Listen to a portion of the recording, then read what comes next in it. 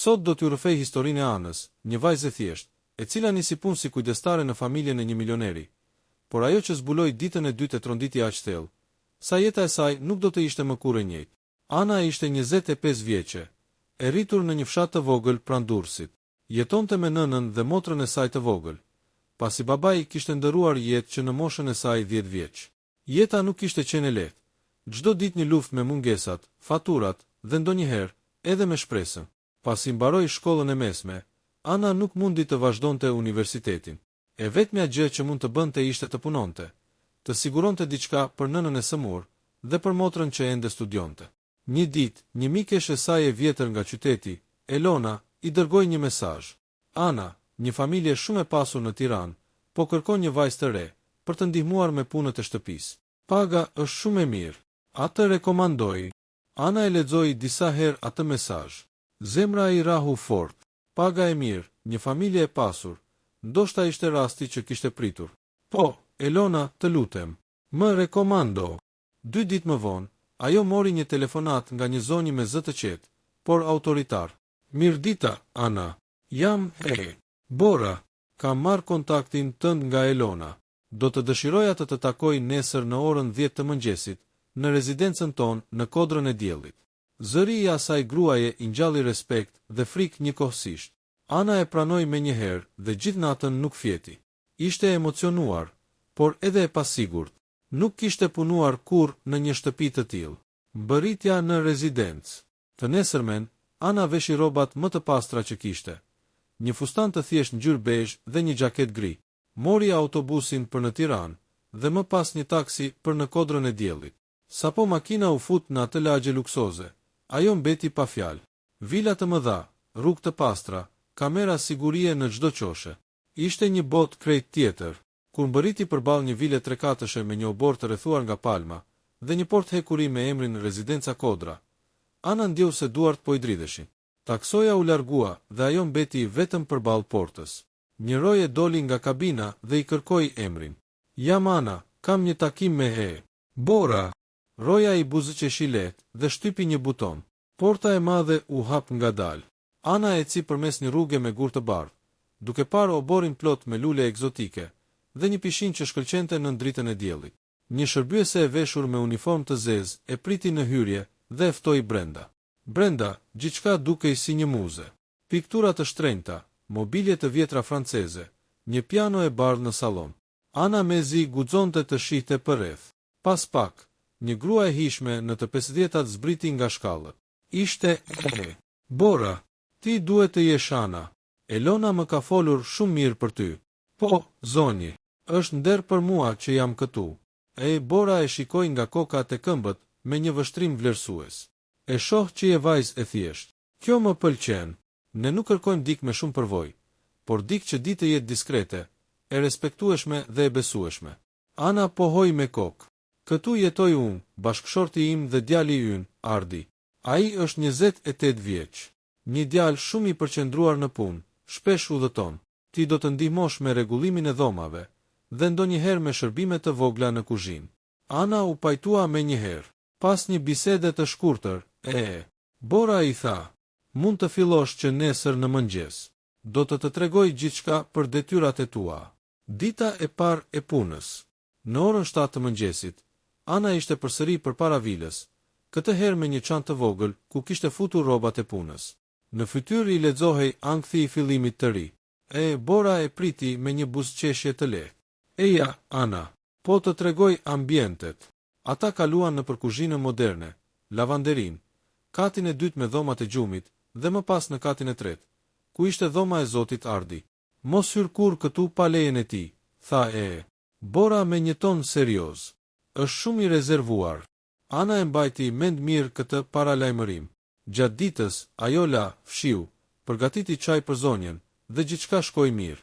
Mbrëmja ra qetë dhe Ana u kthye në shtëpi e lodhur, por e lumtur që kishte gjetur një punë të ndershme. Dita e dytë, zbulimi. Të nesërmen, ajo mbërriti si zakonisht.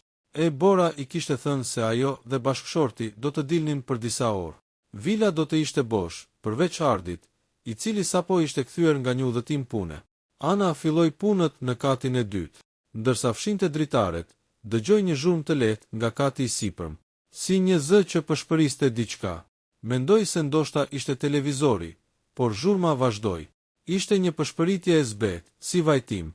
Kur u ngjit ngadalë shkallëve, ndjeu një aromë të çuditshme në ajër, një përzierje parfumi të fortë dhe diçka e tjetër, më të rëndë si tym. Ajo nuk kishte ndërmend të hynte në katin e tretë, por kur kaloi pranë derës së dhomës së Ardit, pa që dera ishte pak e hapur. Brenda, drita e një lampe ndizej e fikje, sikur dikush ishte aty. Zotëri Ardi, thiri me zë të ulët. Asnjë përgjigje. Kur shtyu pak derën, ajo pa një pamje që i ngriti gjakun. Në mes të dhomës ishte Ardi, ulur në dysheme, përballë një fotografie të madhe të një vajze të re. Përreth ishin qirinj të ndezur, një kuti me letra të vjetra dhe një fustan i bardh i varur në karrige. Ana u steb, zemra i rahu fort. Ardi ngriti kokën ngadalë dhe sytë e tij u ndalën mbi të. Ishin të zbet, me një trishtim të çuditshëm. Kush të tha të hysh këtu? Foli me një zë të ftohtë. Ana u tërhoq me një herë. Më falni, zotëri. Dëgjova një zhurmë dhe mendova se ju duhej ndihmë. Ai nuk foli për disa sekonda. Pastaj u ngrit, mori një letër nga tavolina dhe e futi në xhep. Mos hyr më kur këtu, as për gabim. Kjo dhomë është private. Ajo uli kokën dhe doli me një herë. Por ndërsa po zbriste shkallët, sytë e saj kapën diçka. Në kornizën e fotografisë që kishte parë, ishte shkruar një emër, Elira. Dhe ajo vajzë, dukej saktësisht si Ana. Në atë moment, një e ftohtë i përshkoi trupin. A ishte e mundur? Se ajo vajzë ngjante kaq shumë me të. Të gjithë pasditen Ana punoi e hutuar. Kur Bora u kthye, ajo e vuri re që diçka nuk shkonte. Çfarë ke, Ana? Duket sikur ke parë fantazm. Jo, zonje, jam thjesht pak e lodhur. Por Ana nuk ishte e qetë. Diçka e rënd po e ndjente në ajër. Dhe ajo foto, ajo ngjashmëri e frikshme, e përndishte në mendje. Në mbrëmje, para se të ikte, ajo kaloi pranë dhomës së Ardit dhe pa që dera ishte përsëri e hapur. Brenda, ai ishte ulur në errësirë, duke parë të njëjtën foto. Ajo nuk e dinte ende, por vajza në atë fotografi kishte vdekur 2 vite më parë, dhe ishte dikush që kishte lënë një plagë të pashërueshme në jetën e atij shtëpie. Dhe tani, Ana që i ngjante aq shumë asaj, kishte hyrë në një histori të errët, nga e cila nuk do të mund të dilte lehtë. Ana nuk e harroi dot atë natë. Imazhi i dritës së zbet, qirinjve që digjeshin ngadalë, dhe fotografia e vajzës me fytyrën identike me të, i qëndronin si një plagë në mendje. Kthehej her pas here në shtrat, por çdo herë mbyllte syt, i dukej sikur ajo vajzë e panjohuri i buzëqeshte nga fotografia. Në mëngjes, ndërsa përgatiste mëngjesin për zonjën Bora, zemra i rihte fort. S'mund të përqendrohej. Çdo herë që dëgjonte zhurmë nga kati i sipëm, mendonte se Ardi do të zbriste dhe do ta shikonte me atë vështrimin e ftohtë që i kishte lënë pa frym. E Bora, si gjithmonë, e rregulluar, elegante, e qetë, pinte kafen e saj në verandë. Ana ju afrua me tabaka në dorë. Zoni, kafen tuaj. Faleminderit, Ana. Sot do të vinë disa miq të burrit tim. Dua që çdo gjë të jetë perfekte. Ana pohoi me kokë, por vështrimi i saj her pas here shkonte nga dritarja e katit të dytë, aty ku ishte dhoma e Ardit. Ajo kishte një ndjenjë të çuditshme, kurreshtje, frikë dhe një ndjesi që nuk dinte si ta përkufizonte. Takimi me Ardin. Pasdite, kur të gjithë ishin të zënë me përgatitjet, Ardi zbriti poshtë. Ishte hera e parë që Ana e shihte qartë në dritë. Ishte një burr i gjatë, me flokë të errët, syt gri të akullt dhe një qëndrim që tregonte disiplinë dhe autoritet. Por nën atë pamje të ftohtë, Ana mund të lexonte diçka tjetër, një trishtim të thellë, një lloj humbjeje që e mbante ende gjallë. Ai kaloi pranë saj pa folur, por në sekondën që sytë e tyre u takuan, ajo ndjeu një tronditje. Ishte sikur ai e njihte, sikur fytyra e saj e kujtonte diçka që e mundonte. Pas disa orësh, ndërsa Ana po fshinte dyshemen në korridor, Ardi u shfaq përsëri. U ndal pranë saj. Ana, apo jo? Pyeti me zë të ulët. Po, zotëri. Ti je e re këtu? Po, kam vetëm 2 ditë që kam filluar. Ai e shikoi për disa sekonda në heshtje. Të kam parë dje në dhomën time. Ana u drodh. Më vjen keq, nuk do të ndodh. Ai ngriti dorën. S'ka problem. Vetëm mos e bëj më. Ka gjëra që nuk duhen prekur. Zëri i tij ishte i ashpër, por syt, për një moment, u zbutën. Ai e vështroi sërish me kujdes fytyrën e saj. ke një ngjashmëri të frikshme me dikë që kam njohur. Ana uli kokën, por kureshtja e mundi. Me vajzën në fotografi, pyeti me zë të dridhur. Ardi ngriti kokën ngadalë, si i habitur që ajo e përmendi. Ti e pe. Por se dia që s'duhej. Ai heshti. Pastaj, tha me një ton të mbyllur. Ajo quhej Elira. Ishte dikur pjesë e kësaj shtëpie. Ana donte të pyeste më shumë, por ndjeu që çdo fjalë e tepërt mund të çonte në diçka që s'duhej ta dinte. Ardi u largua ngadalë, duke lënë pas aromën e parfumit të tij të rënd dhe një tension të padukshëm në ajër. Biseda me shërbyesen e vjetër. Mbrëmjen e asaj dite, Ana po ndihmonte në kuzhinë me një grua të moshuar, Marien, që punonte aty prej më shumë se 10 vitesh. Maria ishte e qetë, e sjellshme, por e rezervuar. Megjithatë, kur Ana përmendi emrin e Elira, gruaja u drodh. Ku e dëgjove atë emër? E përmendi zotëri Ardi. Kush ishte ajo? Maria uli kokën, sikur po mendonte nëse duhej të fliste. Ishte fejuara e tij, një vajzë shumë e mirë, e bukur, si engjëll, por ajo vdiq para 2 vitesh. Vdiq. Pëshpëriti Ana, me sytë që i zmadhoheshin. Po, aksident. Ra nga balkoni i katit të tretë, të asaj dhome që ti pe dje. Ana ndjeu gjakun t'i ngrinte. Balkoni i atij kati. Po, që nga ajo ditë, askush nuk guxon të prek asgjë aty. Zotëria nuk e ka ndryshuar asnjë send. Gjithçka ka mbetur ashtu siç ishte atë mbrëmje. Një heshtje e gjatë mbushi kuzhinën. Dhe pse ngjaj kaq shumë me të? Pyeti Ana më në fund. Maria ngriti supet. Ndoshta është rastësi, por kur të pash për herë të parë, më erdhi gjaku. E njëjta pamje, e njëjta ndjesi. U tremba. Ana nuk foli më, por mendja e saj nuk ndalej. Një vajzë që kishte vdekur, një ngjashmëri e frikshme, një dhomë mbyllur me qirinj, çdo gjë po bëhej më errët. Natë e çuditshme. Ajo natë ishte e gjatë. Ana qëndroi deri vonë për të mbaruar punët, sepse mysafirët e familjes ishin vonuar. Kur më në fund të gjithu larguan, ajo mbeti vetëm me zhurmën e orës që trokiste në korridor. Ndërsa po mblidhte pjatat, dëgjoi përsëri zërin e atij pëshpërimi nga lart. E njëjta zhurmë si një natë më parë. Zemra i rahu fort, por një forcë e brendshme e shtyu të ngjitej. Ngadalë, pa bërë zhurmë, u ngjit në katin e tretë. Korridori ishte i errët. Vetëm një dritë e zbetë vinte nga dera e hapur e dhomës së Ardit. Por kur hyri, dhoma ishte bosh. As Ardi, as dritë qirinjsh. Vetëm fotografia në mur dhe një aromë e lehtë parfumi. Ajo ju afrua fotografisë. Vajza kishte një buzëqeshje të butë dhe sytë e saj dukej sikur e ndiqnin. E njëjta fytyrë si unë, mendoi Ana, duke prekur me gishta kornizën. Por në atë moment, një dorë fort i kapi kyçin. Ana u kthye me tmerr. Ishte Ardi. Sytë e tij ishin të errët, si të mbushur me një trishtim të thellë. Të thash të mos hysh këtu. Bërtiti ai, por zëri ju drodh. Ana u tërhoq. Më falni, por doja vetëm të shihja kush ishte ajo. Ai mori frymthell, pastaj u litonin. Ajo ishte jeta ime, Ana, dashuria ime. Dhe tani jeti që më sjell ndërmend çdo ditë. Ana mbeti pa fjalë. Zemra i rahu fort, jo vetëm nga frika, por nga një ndjesi e re që s'po e kuptonte. Ardi u afrua, aq afër sa ajo mund të ndjente frymën e tij. Nuk e di pse, por çdo herë që të shoh, kam ndjesinë sikur ajo është kthyer. Ai u largua pa thënë asgjë më shumë, duke e lënë Anën të tronditur. Letra e fshehur. Të nesërmen, kur Bora doli për të bërë pazar.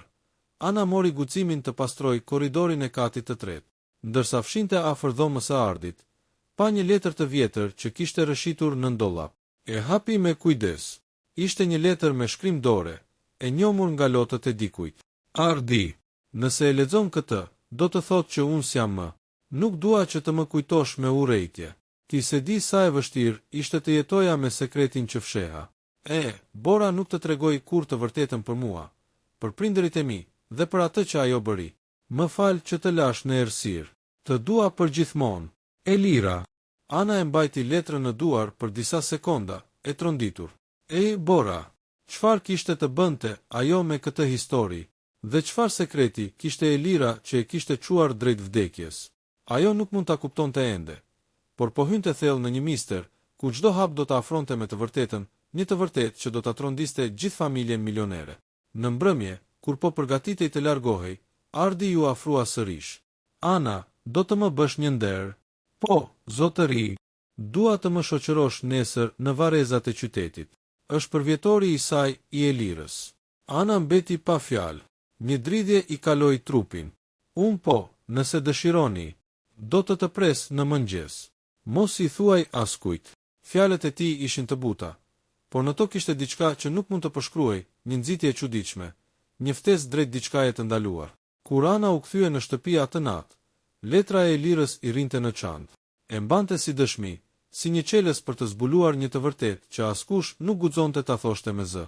Të nesërmen, Vareza. Dita ishte e ftohtë dhe e mbuluar me mjegull. Ana mbërriti në portën e vilës dhe Ardi e priti me makinë. Nuk foli gjatë udhëtimit, por fytyra e tij tregonte se ishte i përhumbur në kujtime. Kur mbërritën në Vareza, ndaloi përpara një varri të bardhë, me një pllak mermeri ku shkruhej: Elira Kodra, 1996-2023. E dashur për jetë. Ana u ndal, e pa fotografinë e vajzës në gurin e varrit, dhe për një moment ndjeu sikur po shikonte reflektimin e vet. Ishin aq të njëjta, sa i ku ngjyra nga fytyra. Zotëri, ajo është si unë. Ardi e pa me një buzëqeshje të zymt. E di, prandaj s'mund të ndalem së të shikuari. Ai vuri një tufë trëndafilash mbi varr dhe u ul në gjunjë. E humba sepse nuk e dëgjova.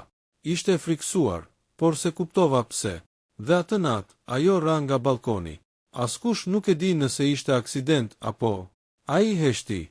Ana e shikonte me një ndjesi dhimbjeje. Në atë moment, ajo e kuptoi që pas gjithë luksit të asaj shtëpie, fshihej një plagë e hapur, një dhimbje që ende nuk ishte shëruar. Por ajo që se dinte, ishte se ajo vet ishte bërë qelësi që do ta hapte sërish atë plagë. Kur u kthye në vilë, Bora i priti në derë. Vështrimi i saj u ndal tek Ana dhe për një moment u ngurtësua. Ku ishit? Pyeti me zë të prerë. Ardi e shmangu pyetjen. Doli për pak ajër. Me lejen time. Zonja Bora nuk foli më, por fytyra e saj tregonte diçka tjetër, frikë, ose ndoshta njohje. Si të kishte parë një fantazm. Ana e ndjeu menjëherë. Ajo grua e njihte Elirën shumë më tepër nga sa kishte thënë. Dhe ajo letër që mbante në çantë, ishte dëshmia që mund të ndryshonte gjithçka. Ana atë natë nuk mundi të fjeti.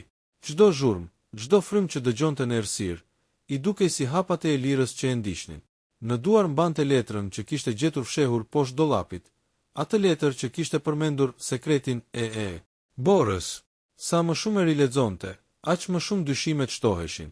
Kush kishte qenë vërtet Elira? Dhe pse Bora nuk e përmendte kurrë emrin e saj? Në mëngjes, syt i kishte të skuqur nga pagjumësia. Bora e vuri re menjëherë. Duke shelodhur, Ana, mos ndoshta puna është shumë. Jo, zonje, thjesht nuk fjeta mirë. Kujdes shëndetin, këtu s'duam shërbyese që sëmuren. Tha ajo ftohtë dhe u largua. Në atë moment, Ana kuptoi se pas buzëqeshjes së qetë të zonjës Bora, fshihej një grua që donte kontrollin absolut.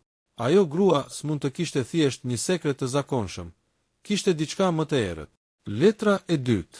Në mbrëmje, kur Ardi doli për një takim pune dhe Bora u mbyll në zyrë, Ana vendosi të ngjitej sërish në katin e tretë. Zemra i rrihte fort, por ndjente se duhej ta bënte. Në dhomën e Elirës, gjithçka ishte ende si herën e parë, qirinjt, fotografia, fustani i bardhë mbi karrige. Ajo uli syt drejt komodinës dhe pa diçka që nuk e kishte vënë re më parë, një kuti druri me gdhendje të vjetra. Kur e hapi, brenda kishte një blok të vogël shënimesh dhe një letër tjetër të palosur. Letra ishte e vjetër, e zverdhur, por shkrimi ishte i qartë. Ana e hapi me kujdes. Nëna ime nuk është ajo që mendova. Më tha se më adoptoi nga një stre, por unë gjeta dokumentet e lindjes sime në kasafort. Bora dhe burri i saj nuk janë prindërit e mi. Ajo më ka marrë foshnjë nga një familje që se njoh, dhe kur e kuptova, më ndaloj të flisja me askënd.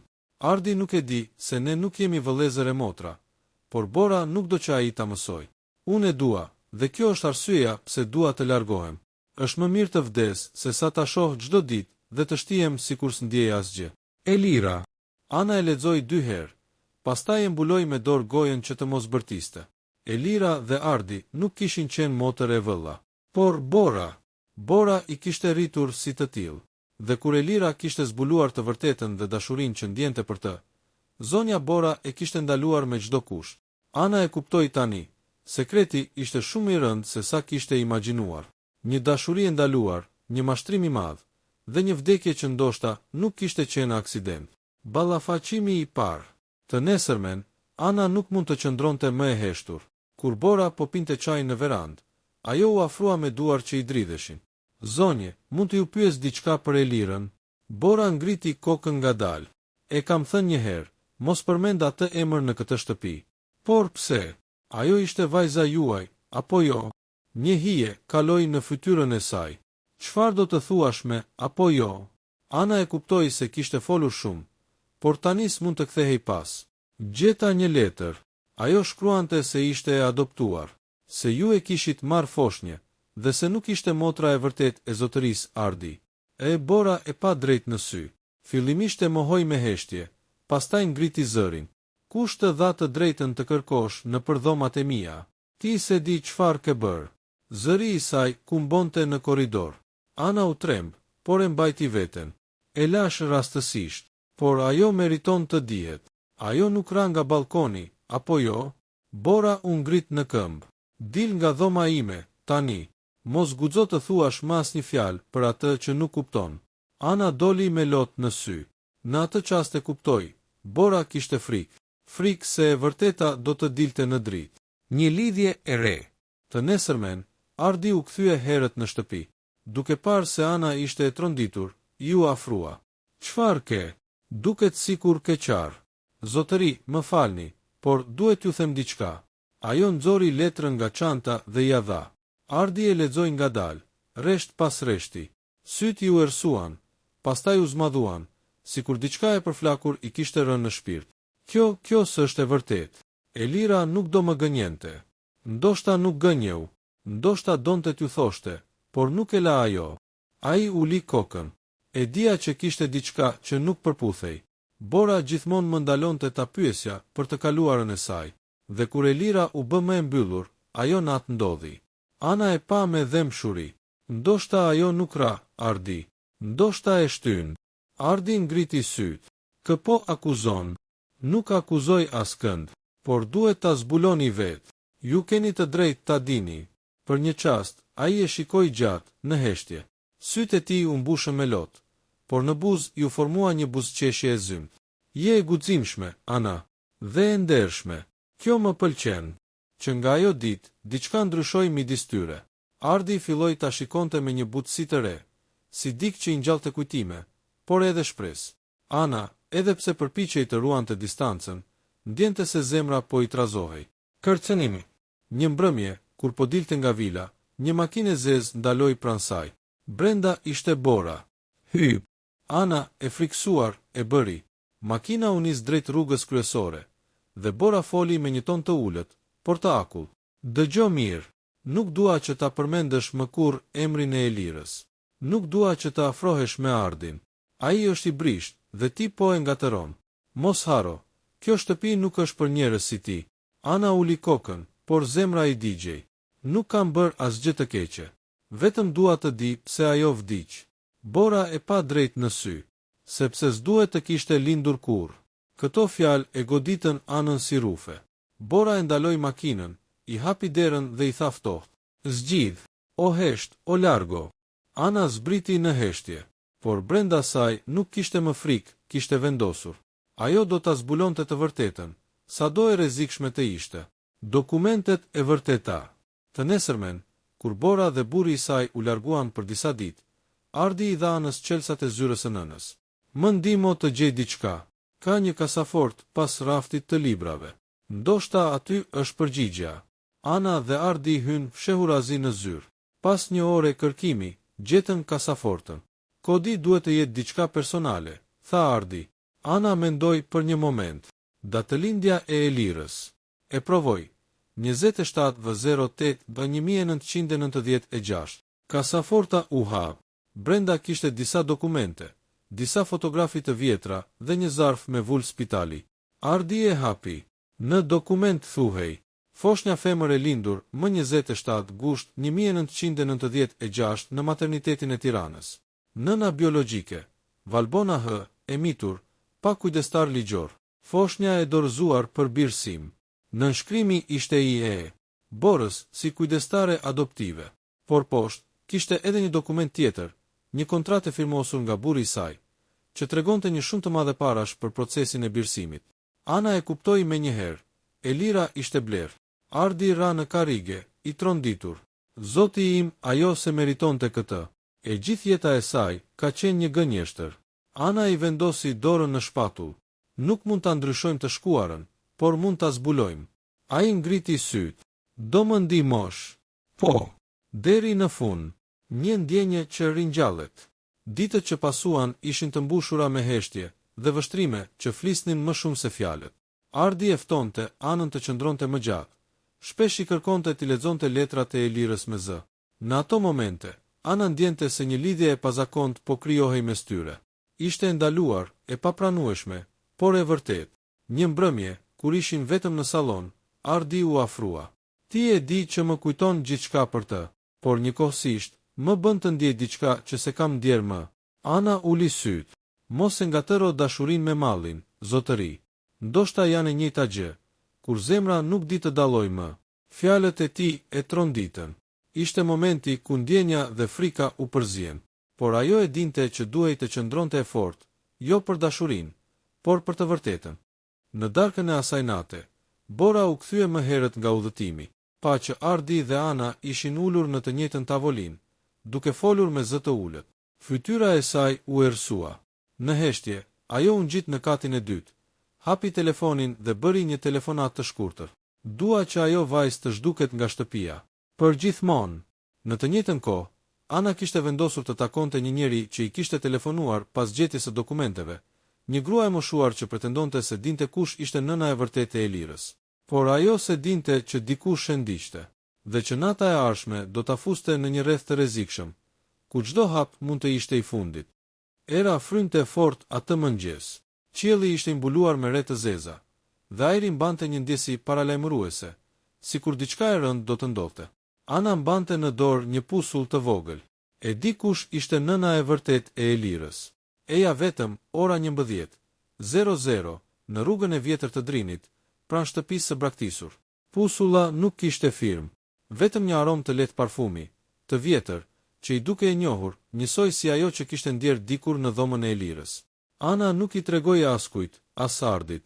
E dinte që ai s'do ta lejonte të shkonte vetëm, por ajo kishte ndjesinë se kjo grua, kushdo që të ishte, mbante çelësin e të vërtetës.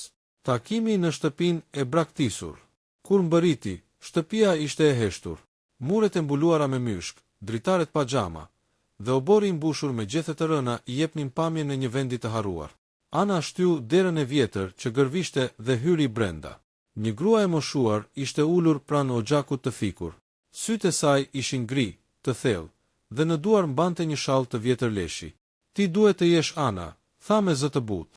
Po, kush jeni ju? Më quajnë Valbona. Ana ndaloi frymën. Emri në dokumentin e lindjes së Elirës. Ju jeni nëna e saj biologjike. Gruaja uli kokën. Po, bi. E linda kur isha vetëm 17 vjeç. Ishte fëmia i dashurisë sime, me një burr që më la sapo e mori vesh. Familja më përzuri, dhe një grua e pasur më ofroi ndihmë. Tha se do kujdesej për vajzën time. Ishte Bora. Ana ndjeu gjakun t'i ngrinte. Pra Bora ju mori vajzën. Jo ma bleu. Zëri i saj dridhej, syti mbusheshin me lot. Ajo më premtoi se do t'i jepte një jetë të mirë, por unë e kuptova shumë vonë që ajo se deshi kur për vajzë, e deshi për t'i fshehur mëkatet e saj. Çfarë mëkatesh? Gruaja heshti për një moment. Burri i saj, Viktor, kishte një vajzë jashtë martese. Bora e mori Elirën për ta paraqitur si të sajen, për të mbuluar skandalin. Por kur kuptoi që vajza s'ishte e saj, dhe filloi të dukej ngjashme me tatin, filloi ta urrente. Ana mbeti pa fjalë. Pra Elira ishte vajza e vërtetë e Viktor, dhe Bora e dinte? Po, e dinte që në fillim, dhe kur Elira u rrit, filloi ta shikonte si rivalen e saj, sepse Ardi, djali i saj, u dashurua me të. Ajo se duronte dot këtë. Një natë, Elira më kërkoi ndihmë për t'u larguar, por të nesërmen mora vesh se kishte vdekur. Ana ndjeu trupin t'i dridhej. Zonje, a mendoni se Bora e vrau? Valbona ngriti sytë e lodhur. Nuk kam prova, por di që ajo vajzë nuk ra vetë. Ishte shumë e fortë për të dorëzuar jetën. Dikush e shtyu, dhe Bora ka qenë aty atë natë. Në atë qast, një zhurmë e fortë u dëgjua jashtë. Një derë u përplas. Valbona ngriti kokën e trembur. Dikush na ndjek. Ana doli me nxitim nga dera e pasme, duke ndihmuar plakën të dalë. Në rrugë nuk ishte askënd, por ajo e ndjeu qartë, dikush po i vëzhgonte. Kthimi në vil. Në shtëpi, Ardi e priti me shqetësim. Ku ke qenë? Të kam kërkuar kudo. Më fal, duhet të shkoja diku. Kam takuar dik. Valbonën. Kush? Ana ja tregoi gjithçka, fjalë për fjalë. Ardi dëgjonte me sy të zgurdulluar. Pra Elira ishte vajza e vërtet e babait tim, pëshpëriti ai. Po. Dhe Bora e dinte. Ai u ngrit në këmbë, i tronditur. Kjo do të thotë se ajo vrau motrën time. Jo, më keq, vrau vajzën e burrit të saj. Ana e kapi për dorë. Mos vepro me nxitim. Duhet të kemi prova. Dhe Bora po bëhet e rrezikshme. Ajo e di që po kërkojmë të vërtetën. Në atë qast, një shërbëtore hyri me fytyrë të zverdhur. Zotëri, zonja Bora, kërkon të ju takoj të dyve në bibliotekë. Përballja me Borën. Biblioteka ishte e errët, me dritat e zbehta të kandilave. Bora qëndronte përballë, e qetë, me një gotë vere në dorë. Ah, ja ku jeni? Keni filluar të luani detektivët? Tha me një buzëqeshje të ftohtë. Mjaft me gënjeshtra, nën, tha Ardi, zëri i tij i mbushur me mlef. Çfarë thua? E dim gjithçka. E dim që Elira nuk ishte vajza jote. Ishte vajza e babait, dhe ti e mbajte për të fshehur turpin tënd. Bora qeshi me një ton që ngrinte gjakun. Dhe këtë ta tha, kjo shërbyesja jote e dashur, apo jo? E vërteta s'ka rëndësi nga kush vjen, por çfarë është? U përgjigj Ana. Bora e hodhi gotën në tokë. Ju nuk dini asgjë. Ai më tradhtoi, më poshtëroi, dhe unë u detyrova të ris vajzën e dashnores së tij. E di si është të shoh çdo ditë fytyrën e kujt të shkatërroj jetën. Ajo u afrua, fytyra ishte bërë e kuqe nga inati. Ajo vajzë duhej të largohej, dhe kur kuptova që po ngatërohej me Ardin, nuk mund ta lejoja më. Ana u shtang.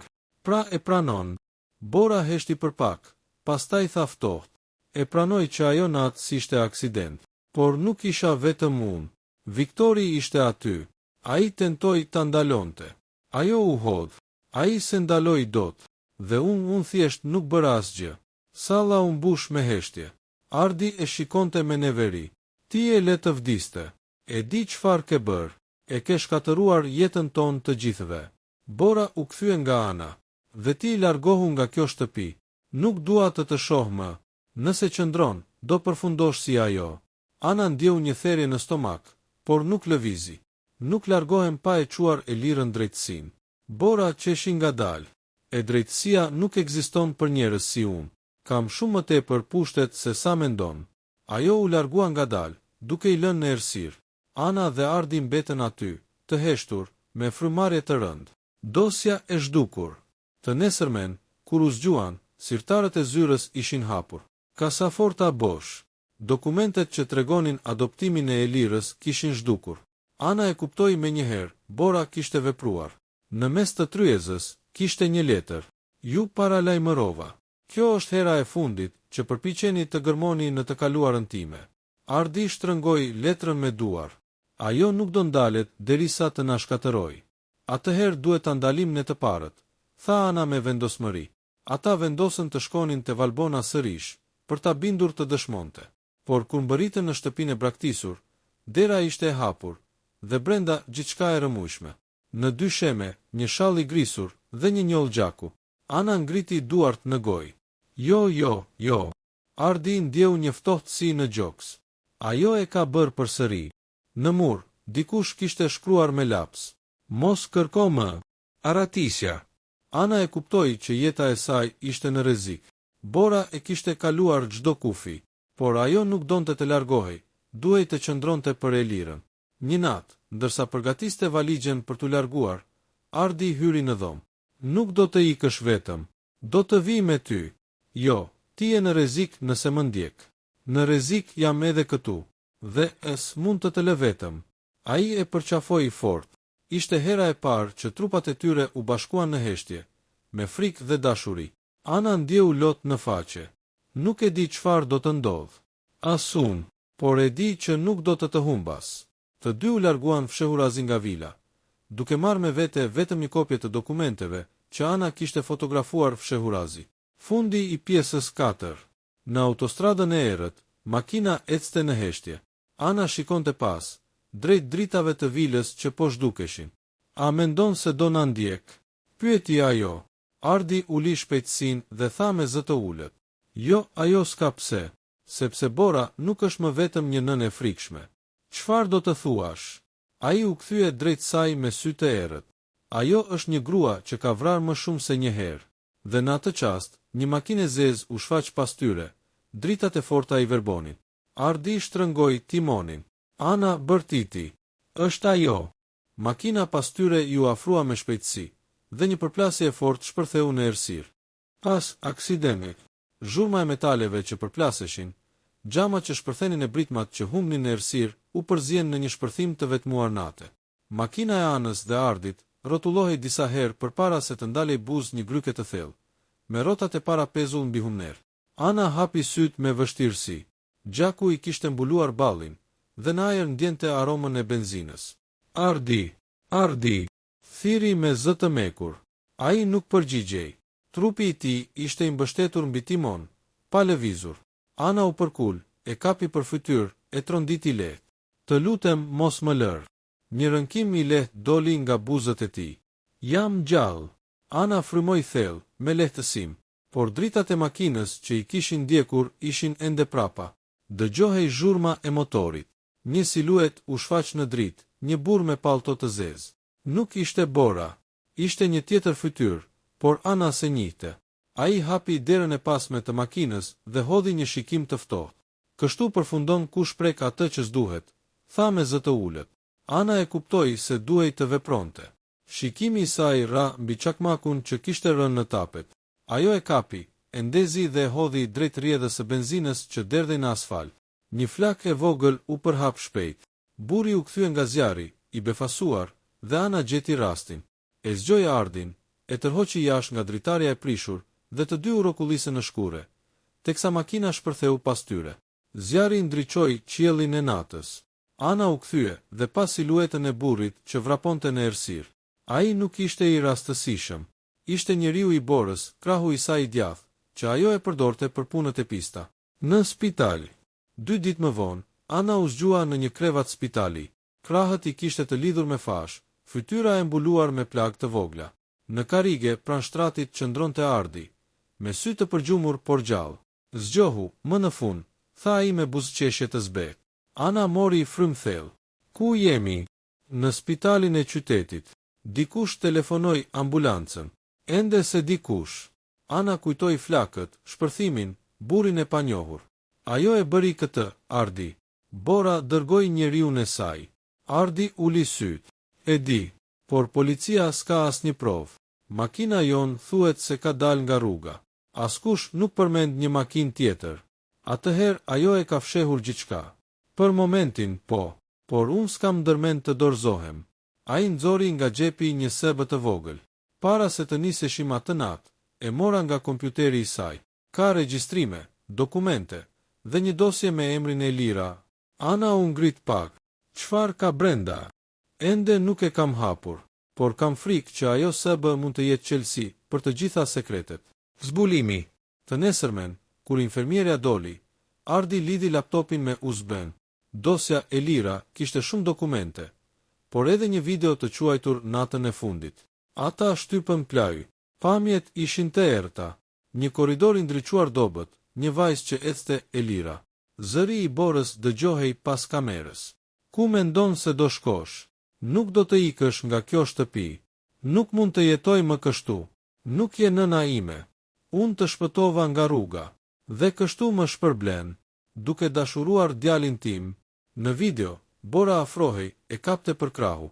Elira tentonte të shkputej. Një shtyrje, një ulërim, kamera ra në tokë, pastaj vetëm heshtje. Ana i mbuloi buzët me dorë. Ajo e vrau. Ardi ngriti sytë të mbushur me lotë. Ajo e shtyu, dhe më pas se filmoi vetë, ndoshta për ta fshirë më vonë. Por dikush e ruajti. Ai shtrëngoi duart. Tani kemi provat. Ajo nuk do t'i shpëtoj drejtësisë. Ballafaqimi i fundit. Kur u kthye në vilë, Bora po i priste. Ishte ulur në sallonin e madh, me fytyrë të qetë, sikur asgjë s'kishte ndodhur. Ah, keni mbetur gjallë. Mendoja se fati ju kishte ndëshkuar. Ardi doli përpara. Jo fati, por ti do ndëshkohesh. Ai vuri laptopin mbi tavolinë dhe e hapi videon. Në momentin që Bora pa pamjet, fytyra i ngriti hije frike. U përpoq të mbyllte kompjuterin, por Ardi e shtyu më njan. E mjaft më, e vrave Elirën, dhe deshe të na vrasësh edhe ne. Ajo filloi të qeshte nervozisht. Të gjitha këto janë montime. Nuk ke asnjë provë ligjore. Këtë video do ta dorëzoj në polici. Nëse e bën, Ardi do të humbas përgjithmonë. Ardi e pa drejt në sy. Unë të kam humbur që kur more jetën e saj. Bora ngriti duart në kokë, si e çmendur. Ju se kuptoni, ajo do të më merrte gjithçka. Familjen, djalin, respektin. Ajo s'duhej të kishte lindur kurrë. Në atë moment, dera u hap. Policia hyri brenda. Ana e kishte njoftuar fshehurazi më herët. Bora tentoi të largohej, por një oficer e ndaloi. E Bora, jeni në arrest për vrasje me dashje dhe tentativë vrasjeje. Ajo u kthye nga Ardi dhe Ana, fytyra e saj e zbardhur, sytë e çmendur. Ju më tradhtuat të dy. Jo, tha Ana. E tradhtove vetë jetën, kur vraje vajzën tënde të pafajshme. Policia e tërhoqi zvarr, ndërsa ajo bërtiste, derisa zëri i saj u zhduk në korridor. Drita pas stuhis. Kaluan disa muaj. Vila ishte shitur, pasuritë e Borës ishin sekuestruar, dhe media kishte mbuluar ngjarjen si skandali i familjes së milionerëve të Tiranës. Ana dhe Ardi jetonin tani në një apartament të thjesht pranë detit. Kishin filluar një jetë të re, të qetë, larg maktheve të së shkuarës. Një mbrëmje, teksa perëndonte dielli, Ana mbante në dorë një fotografi të Elirës që kishte gjetur në sebë. Ajo do të ishte krenare për ty, tha me zë të butë. Ardi u afrua, ja mori fotografinë dhe vendosi në raf. Në çdo frym që marr, e ndjej sikur ajo është ende këtu. Dhe ndoshta na mbron. Ata dolën në balkon. Valet përplaseshin lehtë dhe aroma e kripës mbushte ajrin. Ana e mbështeti kokën në shpatullën e tij. Tani gjithçka ka mbaruar. Jo, tani gjithçka fillon. Ai e shikoi në sy. Nuk kishte më hije të errta, vetëm dritë, shpresë dhe një dashuri që kishte lindur nga tragjedia, por që tashmë po shëronte plagët. Epilogu, letra e fundit e Elirës. Një ditë, ndërsa Ana po pastronte disa kuti të vjetra që kishin marrë nga vila, gjeti një zarf të vogël të fshehur në mes të një libri. Ishte letra e fundit e Elirës, e shkruar me dorë të dridhur. Nëse dikush e gjen këtë, mos më vajtoni. E di që jeta ime s'ishte e gjatë, por ndoshta duhet të ndodhte kështu që e vërteta të dilte. Nëse Ardi e lexon këtë, dua të di se e kam dashur, jo si motër, por si njeri që më dha arsye të jetoj. Dhe nëse një ditë dikush tjetër vjen në këtë shtëpi dhe ndjen që diçka s'është në rregull, dua t'i them, mos ki frikë të kërkosh të vërtetën, sepse e vërteta, edhe pse vonon, gjithmonë gjen dritën. Ana mbylli letrën me lotë në sy dhe ja dha Ardit. Ai e lexoi në heshtje dhe pastaj tha: "Kjo ishte zëri i saj, zëri që na udhëhoqi." Ata e vendosën letrën në një kornizë dhe e varën në mur, pranë një fotografie të detit, një kujtim i përjetshëm për dashurinë, dhimbjen dhe drejtësinë që më në fund fitoi. Fundi. Në muzikë, ndërsa dielli fundosej mbi det, Ana dhe Ardi qëndronin dorë për dorë. Asnjë pasuri, asnjë shtëpi e madhe, asnjë titull nuk vlente më. Vetëm paqja, e cila kishte ardhur pas një stuhie të gjatë. Në horizont, një dritë e artë ndriçonte valët, dhe Ana e ndjeu se, diku, Elira buzëqeshte.